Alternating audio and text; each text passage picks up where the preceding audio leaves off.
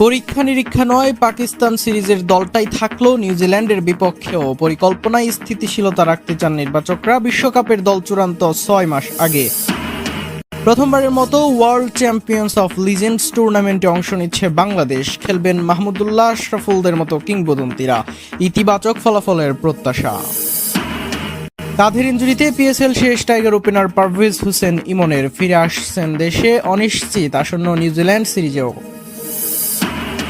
Javier কাবরেরার সঙ্গে দ্বন্দ্বের জন্যই সুযোগ পাননি জাতীয় দলে, মন্তব্য আনিসুর রহমান জিকুর। লাল সবুজ জার্সিতে ফিরে খেলতে চান সাফ চ্যাম্পিয়নশিপ।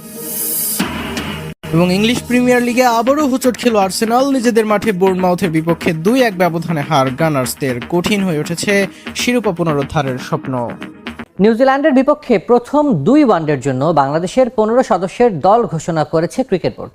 নিজেদের প্রথম অ্যাসাইনমেন্টে কোনো পরীক্ষা নিরীক্ষার দিকে হাঁটেনি হাবিবুল বাশার সুমন বাহিনী। বিশ্বকাপের 6 মাস আগেই দল চূড়ান্ত হয়ে যাবে বলেও বিশ্বাস তার। আনুষ্ঠানিকভাবে দায়িত্বে বিসিবির নির্বাচক প্যানেল। নিউজিল্যান্ড সিরিজকে সামনে রেখে দল ঘোষণা করলেন হাবিবুল বাশার। তারাও ভরসা রাখলেন গাজী আশরাফ হোসেন লিপুর রেখে যাওয়া দলটার উপর। স্কোয়াডে নতুনত্ব না থাকলেও কিছুটা ভিন্নতা আছে কার্যক্রমে। দল ঘোষণার আগে পরে যেখানে লিপুর প্যানেলকে পাওয়া যেত না, সেখানে নতুন নির্বাচকরা ব্যাখ্যা দিলেন স্কোয়াড নিয়ে। সবশেষ পাকিস্তানের বিপক্ষে সিরিজে অপরিবর্তিত স্কোয়াড। ঘরের মাঠে নিউজিল্যান্ডের বিপক্ষে প্রথম 2 ওয়ানডেতে অধিনায়ক হিসেবে মেহেদী হাসানের সঙ্গী 14 তীরধরা, সহ অধিনায়কও নাজমুল হোসেন শান্ত। পাকিস্তান সিরিজের 3 ওয়ানডেতে একই একাদশ নিয়ে খেলেছিল টিম বাংলাদেশ। সাইড বেঞ্চে থাকা সৌম্য, মাহিদুল, তানভীর শরীফুলকে পর্যাপ্ত সুযোগ দেওয়ার পক্ষে। এমনকি অফ ফর্মে থাকা সাইফ হাসানকেও দেখতে চান সেরা ছন্দে। একটা যে কোনো ভালো টিমের দেখবেন যে ওপেনিংটা সবসময় সেটেল থাকে, মানে জানে একটা পার্টনারশিপ, ওপেনিং এর পার্টনারশিপের ব্যাপার থাকে। ওই পার্টনারশিপটা হঠাৎ কিন্তু খুব ইম্পর্টেন্ট। কিছু জায়গায় আছে যেখানে আমরা ডেফিনেটলি চিন্তা ভাবনা করছি, এখানে আমরা কাজ করব। দল গঠন নিয়ে অধিনায়ক মেহেদী হাসান মিরাজের মতামত শুনেছে নির্বাচক প্যানেল। 2027 বিশ্বকাপের পথ সহজ করতে র্যাঙ্কিং এর উন্নতিতে নজর, যেই কারণে পিএসএল এ থাকা ক্রিকেটারদেরও রাখা হয়েছে স্কোয়াডে। বৈশ্বিক আসর বিবেচনায় আগামী 6 মাসের মাঝে পরীক্ষা নিরীক্ষা শেষ করতে চান হাবিবুল বাশার। 4-5 মাস 6 মাস আগে বলছি, ম্যাক্সিমাম তার একটা ম্যাচ বেশি সময় নিতে পারি, বাট আমি চাইব 6 মাসের মধ্যে আমাদের ওয়ার্ল্ড কাপ টিমটা সেটেল করে ফেলতে। নিজেদের ক্যারিয়ারে জাতীয় দল থেকে উপেক্ষিত হতে দেখেছেন অনেককে, যাদের অন্যতম ভুক্তভোগী নাইম ইসলামও। বাদ পড়ার কারণটুকু জানার সুযোগ ছিল না তার, তাই প্রথমবার দায়িত্ব নিয়ে ন্যায্যতার বার্তা দিয়েছেন ক্রিকেটারদের। আমরা যে জিনিসগুলো আমাদের মনে হয়েছিল যে আগে আমাদের এই জিনিসগুলো চেঞ্জেস হওয়া উচিত বা প্লেয়ারদের জানা উচিত, সেই জিনিসগুলো আমরা এখন চেঞ্জ করতে পেরেছি এবং সেই জিনিসগুলো আমরা করতে পারছি। নতুন নির্বাচক প্যানেল সোচ্চার সাকিব ইস্যুতেও। যোগাযোগ হয়েছে টাইগারদের সাবেক অধিনায়কের সঙ্গেও। মূল প্রথমে যখন আমি জিজ্ঞেস করেছিলাম, আসলে আমি জিজ্ঞেস করলাম ইজ ই প্রিপেয়ার্ড, এখন কি করছে, মানে যেহেতু ও যেখানে আছে ওখানে ক্রিকেটে রেগুলার হয় না। লাহোর কালান্দার্সকে হারিয়ে টানা দ্বিতীয় জয় পেশোয়ার জালমিন। দাপুটে ব্যাটিং এর পর বোলিংও ভালো করেছে পেশোয়ার। মুস্তাফিজের বিপক্ষে ইকোনমিক্যাল নাহিদ রানা গতির ঝড় তুলে এদিনও জোড়ো উইকেট শিকার করেছেন রানা। ফিজের দারুণ স্পেলটা ফিকে হয়ে গেছে লাহোর ম্যাচ হারায়। যেখানে গতির কথা সেখানে নাহিদ রানার দেখা। ইকোনমিক্যাল বোলিং করে পেশোয়ারকেও উড়িয়ে দিয়েছেন টাইগার স্পিডস্টার। একই সাথে দেখালেন ধারাবাহিকতা কাকে বলে। লাহোরের বিপক্ষে বাবর মেন্ডিসের জুটিতে ফাইটিং টোটাল পায় পেশোয়ার জালমি। 174 রানের টার্গেট ডিফেন্ড করতে নেমে প্রথম উইকেটটাই নেন শরীফুল ইসলাম। উইকেট শিকার করলেও রান দেয়ায় খরচে থেকে যান শরীফুল। সেই সুযোগটাও নিতে পারেনি লাহোর। নাহিদ রানা, ব্রেসওয়েল এবং ইফতেখারদের কিপটে বোলিংয়ের সামনে পাত্তা পায়নি মুস্তাফিজরা। ম্যাচ সেরা কুশল মেন্ডিস বাবরের সাথে নিয়মিত জুটি বেঁধে ব্যাটিং করেন। এই লঙ্কানের ব্যাটে ভর করেই 170 পার করে পেশোয়ার।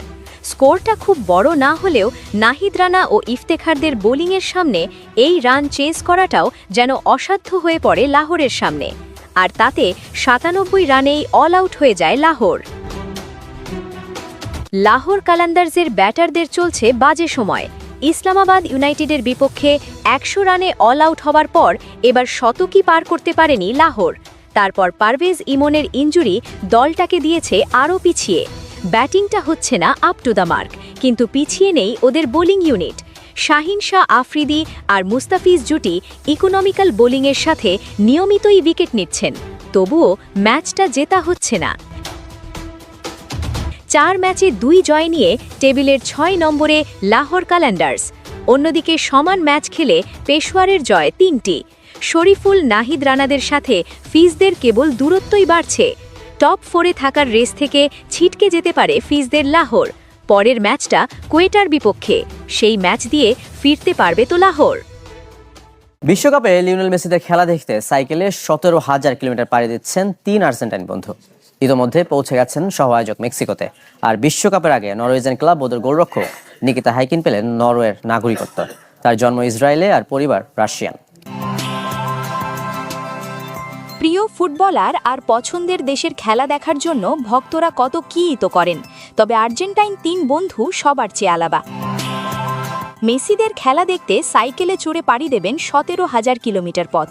দীর্ঘ ভ্রমণে যেন ক্লান্তি নেই তাদের। যাত্রা শুরু গত বছরের 17 আগস্ট। 10 মাসের মধ্যে যা শেষ করার পরিকল্পনা তাদের। বর্তমানে 3 বন্ধু আছেন বিশ্বকাপের সহ আয়োজক দেশ মেক্সিকোতে। আগামী 16 জুন যুক্তরাষ্ট্রের কানসাস সিটিতে আলজেরিয়া ম্যাচ দিয়ে বিশ্বকাপ মিশন শুরু করবে লিওনেল মেসির আর্জেন্টিনা।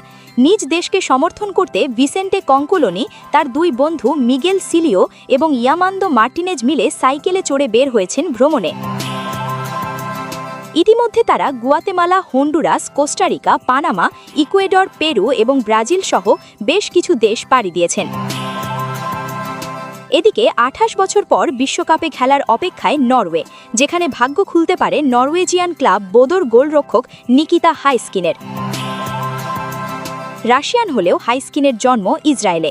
তার বয়স যখন 2 বছর, তখন তাকে নিয়ে রাশিয়ার মস্কোতে ফিরে যায় তার পরিবার।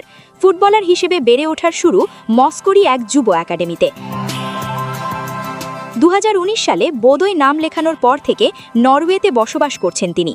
বিয়েও করেন নরওয়েজিয়ান এক নাগরিককে। 5 বছর দেশটির বসবাসের ফলে নাগরিকত্ব লাভের প্রক্রিয়ার জন্য যোগ্য হয়েছেন তিনি, যে কারণে বিশ্বকাপে নরওয়ে জাতীয় দলের ডাক পাওয়ার দুয়ার খুলে গেছে তার উপস্থিতি নরওয়ে কোচ সোলবাকেনের জন্য বিশ্বকাপ স্কোয়াড নির্বাচনে চিন্তার কারণ। শুরুর একাদশে জায়গা পেতে নিকিতা হাইস্কিনকে গোলরক্ষক ওরিয়ান ন্যালেন্ডের সঙ্গে লড়তে হবে, তবে তার আগে পেতে হবে ফিফার অনুমতি।